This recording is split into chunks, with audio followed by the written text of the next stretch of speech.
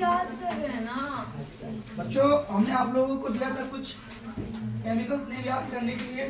मैंने आप लोगों को कहा था कि इंग्लिश में साइंस का टेबल कहते हैं ना, तो आप लोगों ने याद भी किया था और याद भी हुआ होगा, है ना।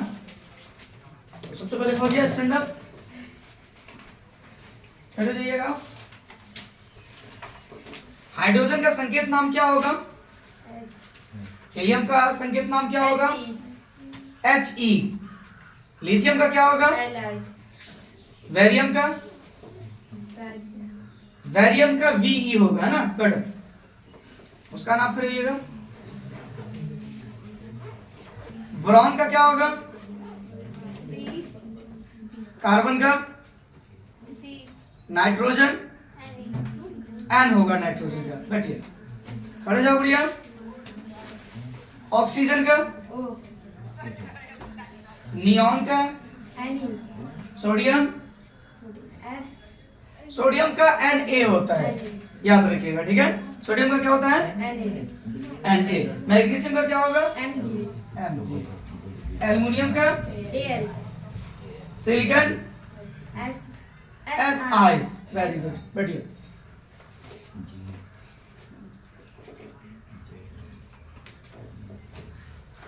Sulphate standard, phosphorus, sulphur, SS, chlorine, हाँ क्लोरीन का, पोटासियम, पोटासियम का क्या होगा? K होगा। पोटासियम का क्या होगा? K होगा, है ना।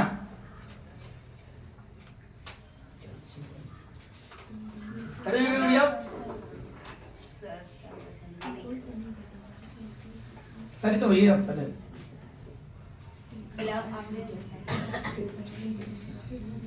ये हो रहा है, खड़े नहीं। हाइड्रोजन, हाइड्रोजन का क्या होगा? हाइड्रोजन का H होगा, क्या होगा?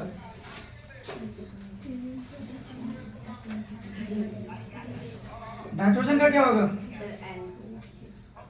Aluminium, argon, oxygen, potassium, silicon, magnesium, iron,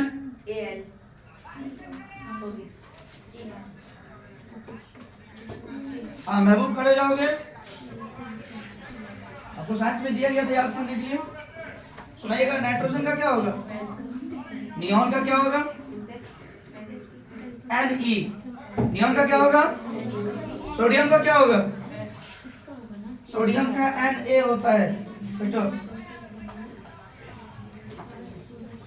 Faizan, आप खड़े जाइएगा। सल्फर का क्या होगा? सल्फर का क्या होगा? सल्फर का S होता है ना। फास्फोरस,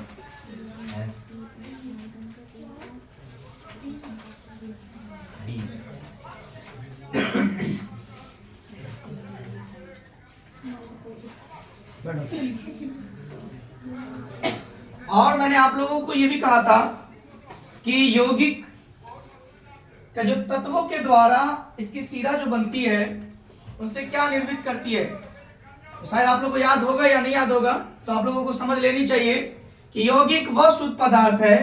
यौगिक क्या है? यौगिक वह शुद्ध पदार्थ है जो दो या दो से अधिक तत्वों के भार के विचार से एक निश्चित अनुपात में रासायनिक संयोग के फलस्वरूप बनता है। याद रहेगा आप लोग को। यौगिक क्या है? जो दो या दो से अधिक तत्वों के भार के विचार से एक निश्चित अनुपात में रासायनिक संयोग फलस्वरूप बनता है। सबको पता होना चाहिए कि हवा जो है यानी जो ऑक्सीजन है वो क्या है? O2 है। क्या है? O2 है। हम सब लोगों को पता है। हम सब लोग कौन सा गैस लेते हैं? छोड़ते कौन सा गैस है? CO2। क्या छोड़ते हैं? CO2। Carbon dioxide. ये कहाँ जाता है? कहाँ जाता है? तो पेड़ पौधा हमें सहायता करती है और हम पेड़ पौधों को सहायता करते हैं, है ना। याद रखिएगा, अगर धरती से पेड़ पौधे को काट दिया जाए, हटा दिया जाए, तो क्या मनुष्य जीवित रहेगा? नहीं। रहेगा? असंचरित होगी, दिक्कत होगा। याद रहेगा आप लोग को?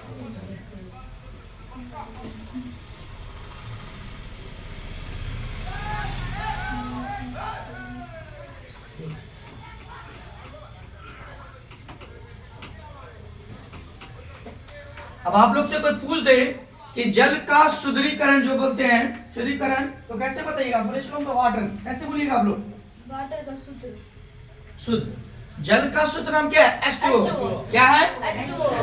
Very good. समझिए, बड़े बड़े शहरों में पिए जल नदियों, तालाबों या झीलों से प्राप्त किया जाता है, राइट?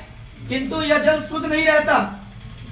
बड़े बड़े शहरों में पीने वाले जल जो होते हैं वो तालाबों या झीलों से प्राप्त किया जाता है। क्या ये शुद्ध जल होता है? नहीं होता है। किंतु यह शुद्ध जल नहीं रहता है। इसे पीने योग्य बनाने के लिए इसे कई शोधन प्रक्रियाओं से गुजरना पड़ता है। इन प्रक्रियाओं में उल्लेख किया जा सकता है। कैसे? मान लीजिए कि मैंने तालाब से पानी लाया, राइट? हमने कुएं से पानी लगा, राइट? सब लोग देखते हैं, क्या वो पानी शुद्ध होता है? उसको शुद्ध करने के लिए एक नॉर्मल व्यक्ति क्या करेगा? सबसे पहले एक बर्तन ले, उस बर्तन में पानी को रख दे और उस पानी को गर्म करे। क्या करे? गर्म करे। गर्म करने के बाद जो पानी की जो बैक्टीरिया होती है, जो कीटाणु होती है, वो क्या होता है? उसके बाद उस पानी को कुछ देर के लिए ठंडक के लिए रख दे, तो देखिएगा कि पानी के चारों ओर बर्तन में काई पकड़ लेगी, एक काला सा पकड़ लेगा। गौर कीजिएगा। और कभी कभी आप लोग देखिएगा कि जिस गिलास में, जिस बर्तन में पानी पीते हैं, उसको भी 2 घंटे 4 घंटे या 1 दिन के लिए छोड़ दें तो काई पकड़ लेता है।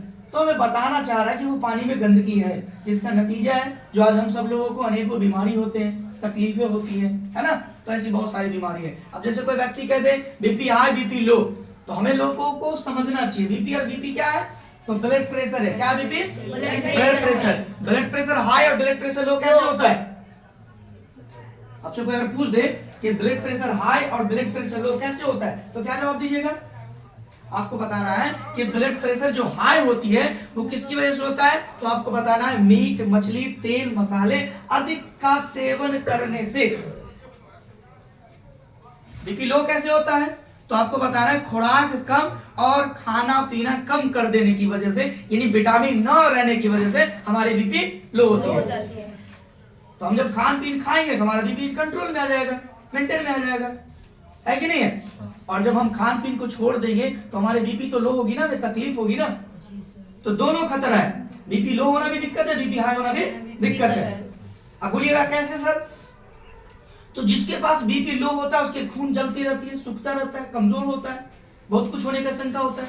और जिसका बीपी हाई होता है उसको ब्लड प्रेशर हाई होने के बाद उसको हार्ट अटैक भी आने का डर हो जाता है। तो दोनों खतरनाक है, कोई अच्छा नहीं है।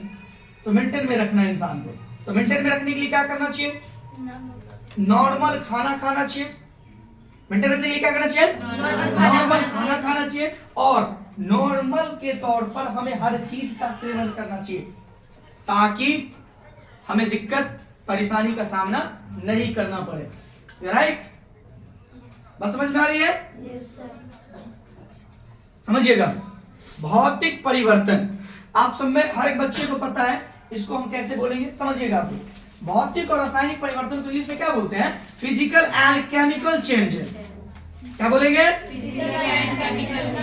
Very good, physical and chemical changes. ध्यान दीजिएगा, प्रकृति में होने वाले परिवर्तनों को 2 वर्गों में बांटा गया। हम सब लोगों को प्रकृति के बारे में पता, नेचुरल। प्रकृति क्या है? नेचुरल। जिसको कुदरत ने बनाया उसको नेचुरल ही बोलते हैं ना, प्रकृति बोलते हैं ना। तो याद रखिएगा, पहला क्या है? भौतिक। दूसरा क्या है? रासायनिक। Very good, physics and chemistry. Physics and chemistry. समझिएगा, हमारे दैनिक जीवन में, हमारा दैनिक जीवन यानी जो हम लोग अभी जी रहे हैं, अभी जो हम लोग काट रहे हैं ना, वो क्या है? ये दैनिक जीवन है। क्या है? दैनिक जीवन। याद रखिएगा, हमारे दैनिक जीवन में होने वाले कुछ परिवर्तन ऐसे हैं जो अस्थायी होते हैं। उदाहरण के लिए लोहे का छड़ को अत्यधिक गर्म करना। जो लोहा होता है उसको गर्म करते तभी तो छड़ मुड़ जाती है, बहुत सारी ऐसी चीजें होती हैं, किंतु पहले जैसा हो जाता है। इसी प्रकार के तौर पर हम अपने भौतिक वातावरण को समझते हैं। जब ठोस मोम प्राप्त होता है, पदार्थों में होने वाली तदीय के तौर पर जितनी भी चीजें होती है, उनसे पदार्थों के होने वाले परिवर्तन को ही भौतिक परिवर्तन कहते हैं। कैसे? हमारे घर में चावल है, हमारी माँ या हमारी बहनें उस चावल से क्या बना देती है? भात बना देती है, राइट। आटा होता है, हमारी माँ या हमारी बहनें उस आटे से क्या बना देती है? Very good. हमारे घर में सब्जी होते हैं, उस हरी सब्जी को हमारी माँ या हमारी बहनें क्या बना देती है? पकने के बाद वो सब्जी बनती है, बट उसको सब्जी भी कह सकते हैं, उसको तरकारी भी देहाती भाषा या नटलेस भाषा में कहते हैं लोग, राइट। बहुत सारी ऐसी चीजें। हमारी माँ के पास चावल दे दो, दूध दे दो, चीनी दे दो, तो क्या बना देगी? खीर बना देगी। तो ये क्या है? ये भौतिक परिवर्तन है ना। क्या हम उसे बदल सकते हैं? अगर मेरी माँ को दे दिया जाए, कह दे माँ ये चावल, ये दूध है, ये चीनी है, आप बना दीजिए, उसके बाद फिर हमें वही चीज ला के दे दीजिए, क्या वो ला के दे पाएगी? नहीं। वो लाकर नहीं दे पाएगी। ये सब क्या है? भौतिक परिवर्तन। ये हमारे और तुम्हारे बीच का भौतिक परिवर्तन है, और इसे हमें समझना होगा। जब कोई व्यक्ति जब शुद्ध पानी पीता है, सिर्फ क्या पीता है? पानी, शुद्ध पानी पीता है, आप उसी पानी के अंदर थोड़ा सा नमक मिला दीजिए, थोड़ा सा चीनी मिला दीजिए, वो क्या बन जाएगा? और वही शरीर में जाएगा तो क्या पैदा करेगा? एनर्जी। जिसका बीपी लो होता है उसको चीनी और पानी नमक पिलाया जाता है, जिससे उसकी बीपी मेंटेन हो जाती है, एनर्जी पैदा करती है। नींबू उसमें होना चाहिए, खट्टा का मात्रा होना चाहिए। जो बच्चे धूप में जाते हैं, या जो बच्चे धूप से, स्कूल से, कॉलेज से, क्लास से, कोचिंग से, कहीं से भी आते हैं, उनको ये बात समझना चाहिए, वो नींबू पानी चीनी का इस्तेमाल अगर करे, वो हमेशा फिट रहेगा। पहली बात, उसके शरीर में कोई फैट नहीं पैदा होने देगा, वो हमेशा फिट रहेगा, एक्यूरेट रहेगा। तो ऐसी बहुत सारी चीजें हैं, जब हम पढ़ते हैं, समझते हैं, तब हम जानते हैं, है ना। तो आप लोगों ने जल का शुद्धिकरण समझ गया, भौतिक का भी समझ गया। अब एक टॉपिक और बच गया, इसको समझ लीजिए थोड़ा सा। वास्तविक विलयन, निलवल और कोलाइंस, इसको इंग्लिश में क्या बोलते हैं? True solution. ट्रू सॉल्यूशन, समझिएगा। All dear completed for your work, all dear completed for your work. मैंने 100 बार कह दिया हूं आप लोगों को कि हिंदी नेशनल भाषा है और इंग्लिश इंटरनेशनल भाषा है, याद रहे सबको। और हमें जितना हो सके साइंस के मामले में इंग्लिश की नॉलेज रहेगी, उतना बेटर है, उतनी अच्छी बात है। बात समझ में आ रहा है ना? ये बात याद रखोगे। ये बात कब समझोगे? जब तुम पढ़ोगे तब समझोगे। आज किसी साइंस के बच्चे से जाके मिलो तो कहेगा मुझे डॉक्टर बनना है। क्या बनना है? डॉक्टर। आज किसी कॉमर्स के बच्चे से जाके मिलो तो क्या बोलेगा? मुझे मैनेजर बनना है, मुझे बैंक का अधिकारी बनना है। और किसी आर्ट्स के बच्चे से जाके मिलो तो क्या बोलेगा? मुझे आईएएस बनना है, मुझे आईपीएस बनना है, मुझे डीआईजी बनना है, मुझे डीएम बनना है, मुझे डीएसपी बनना है, मुझे आईएसपी बनना है। इससे बड़ा पावर है दुनिया में कोई? तो जिसको जितनी नॉलेज होगी वही काम करेगा।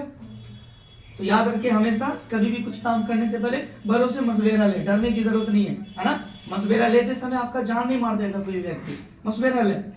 मैंने 100 बार बोला ना, मशवरा लोगे तो आपका काम आसान होगा। मशवरा से क्या होता है? काम आसान, आपका काम आसान होगा। सुनो 1000 की, करो अपनी मन की।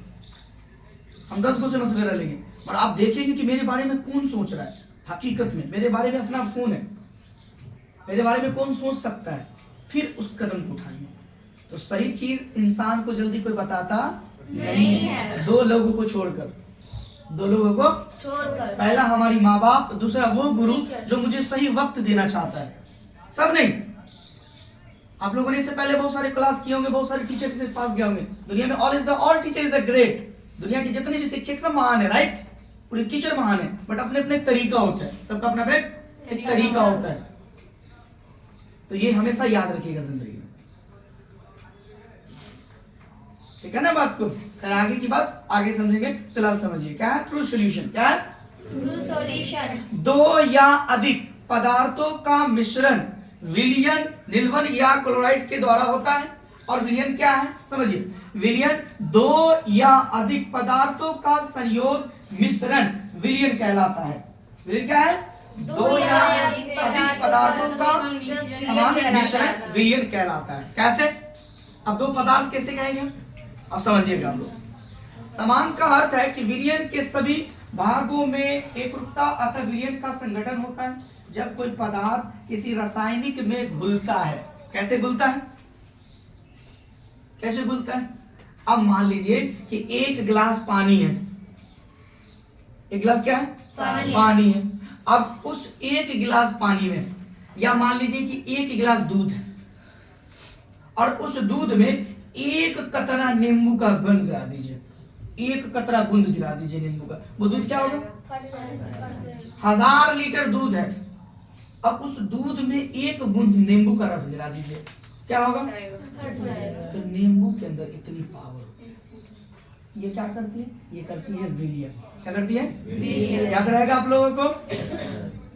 तो विलयन का मतलब, अब विलायक का मतलब समझिए। विलायक जिस द्रव्य में किसी पदार्थ को घुलाया जाता है, जिस पदार्थ में, ध्यान दीजिएगा, जिस द्रव्य में किसी पदार्थ को घुलाया जाता है उस द्रव्य को विलयक कहते हैं।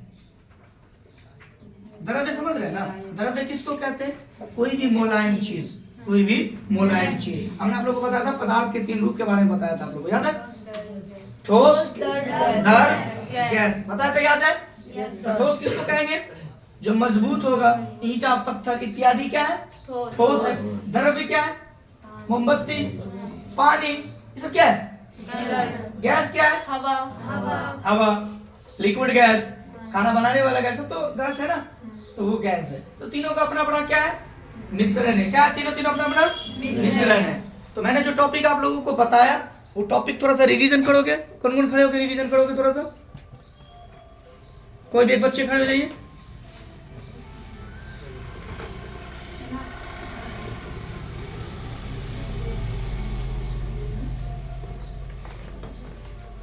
जो मैंने टॉपिक बताया है आप लोगों को, कोई भी एक खड़े होकर थोड़ा सा रिवीजन कीजिएगा। आप लोगों ने विलयन के बारे में समझा, शुद्ध मिश्रण के बारे में भी समझा, रासायनिक और भौतिकी के बारे में भी समझा।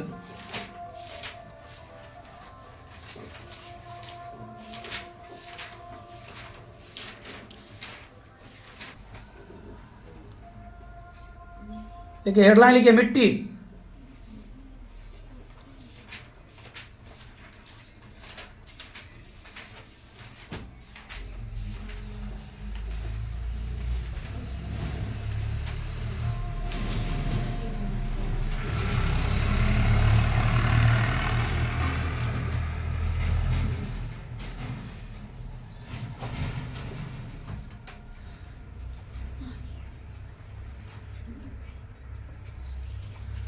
हेडलाइन क्या लिखे हम लोग? मिट्टी। मिट्टी लिखे। पृथ्वी तल की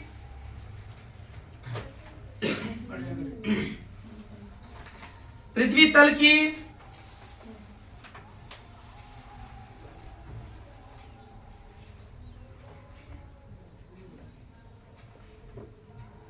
पृथ्वी तल की ऊपरी सतह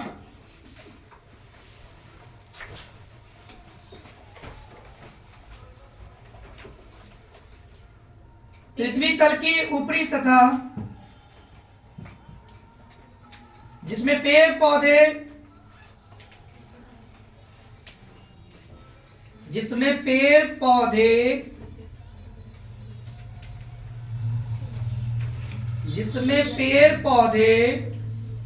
उगाए जाते हैं।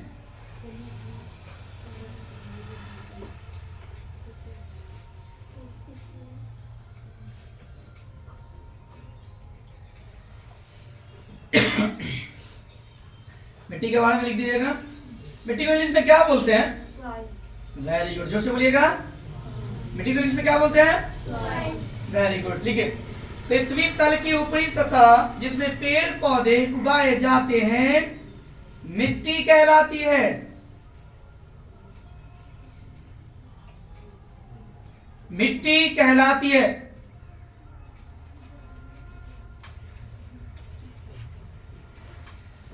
मिट्टी कहलाती है।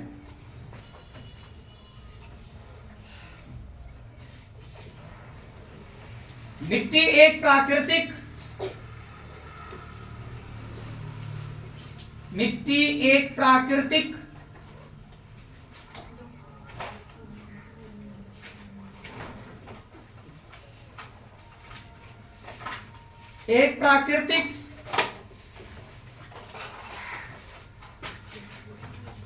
संसाधन है।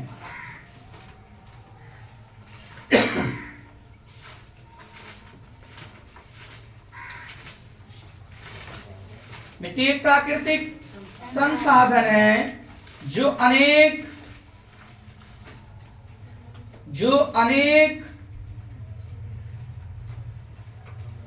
अवयवों का एक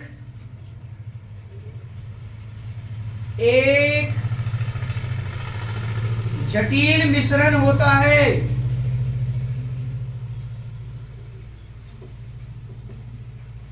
जटिल मिश्रण होता है।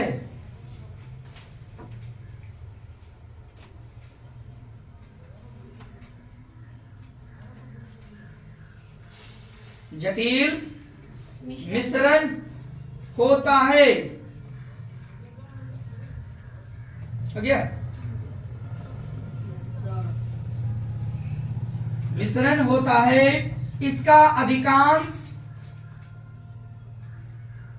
बुक बंद कीजिए फजील। इसका अधिकांश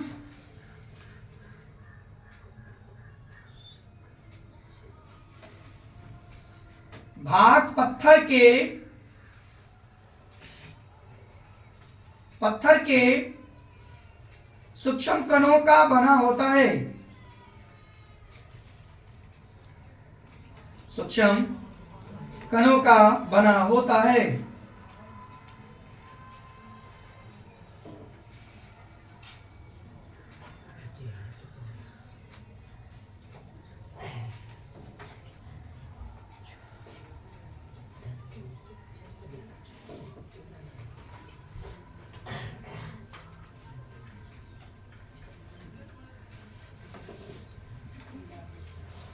आप जल के बारे में लिख दीजिए। जल डैश।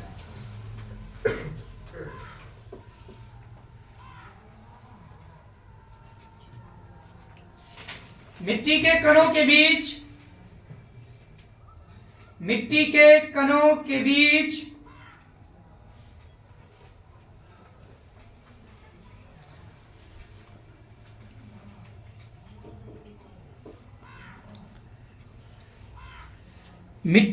कणों के बीच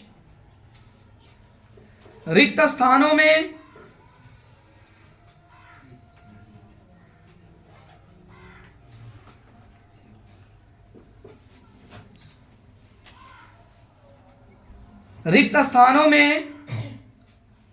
और उनकी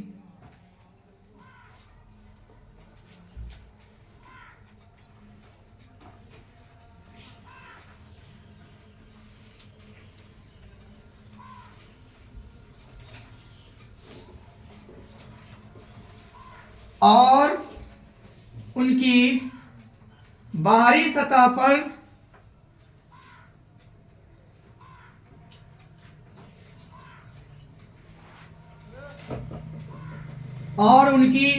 सतह पर जल उपस्थित रहता है। जल उपस्थित रहता है।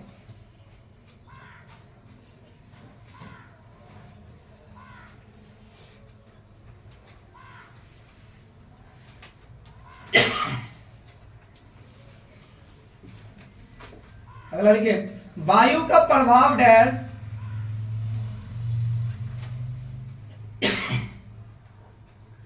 वायु का प्रभाव डैश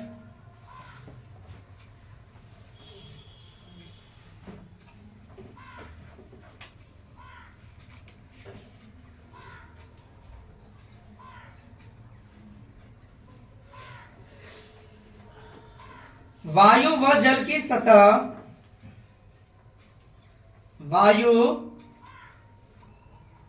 वायु भी जल की सतह, वो नहीं होगा, भी होगा, सॉरी। वायु भी जल की सतह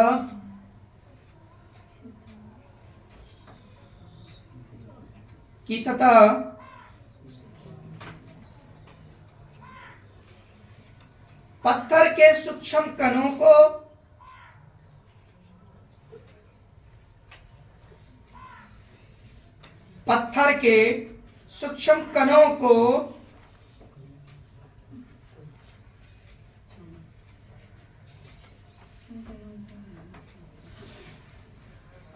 को एक स्थान से दूसरे स्थान तक ले जाती है। एक स्थान से दूसरे स्थान तक ले जाती है, जिससे मिट्टी का निर्माण होता है।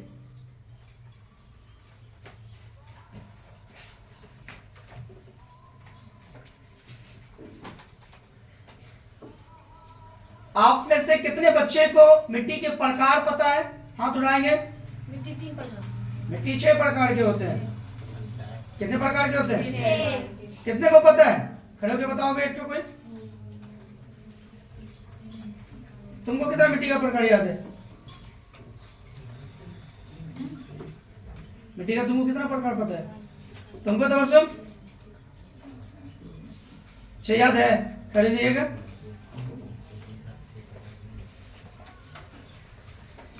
बोलोगे?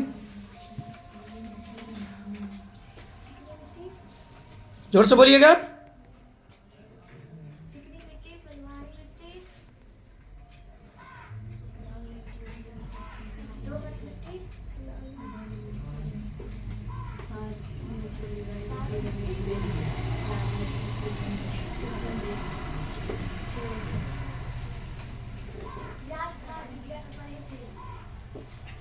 और कोई बच्चे? बोलिए फैजान बाबू आप। काली मिट्टी, लाल मिट्टी, पीली मिट्टी, मिट्टी भी पीली होती है।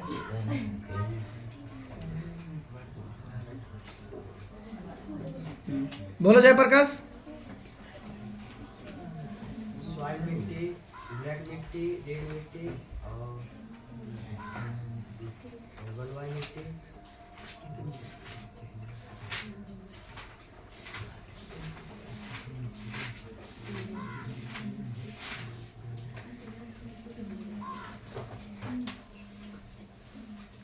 और आप में से कोई बच्चे?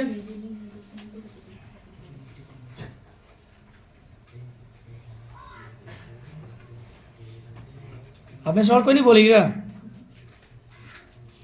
लाला जी।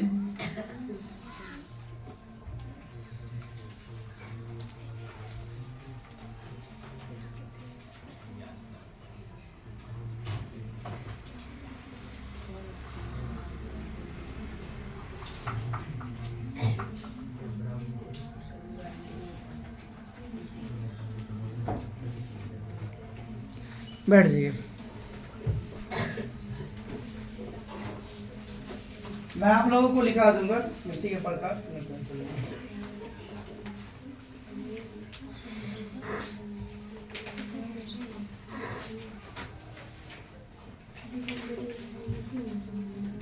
अच्छा, आप में से बच्चे बताएंगे थोड़ा सा, निम्नलिखित में से कौन, अभी बाहर रही है राजा अरमान, तुम्हें बाहर हो अभी, टाइम नहीं हुआ आप लोग का भी।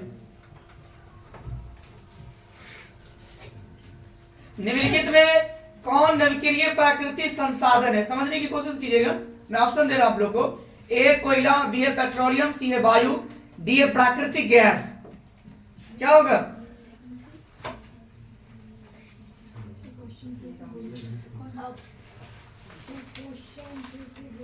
मैंने क्वेश्चन कहा निम्नलिखित में कौन नवीकरणीय प्राकृतिक संसाधन है जिसे लोग देखता नहीं है मगर होता है? कोयला, ऑप्शन सुनिए। वायुमंडल, ए कोयला, बी पेट्रोलियम, सी वायु, डी प्राकृतिक गैस। वायु सर। क्यों? पेट्रोलियम को देखते हो, प्राकृतिक गैस को देखते हो, प्राकृतिक गैस को देखते हो, तो कौन होगा इसमें? वायु। कौन सा होगा बताइए कोई खड़े होके? वायु। वायु होगा इसका, है ना? सही मायने में वायु ही होगा।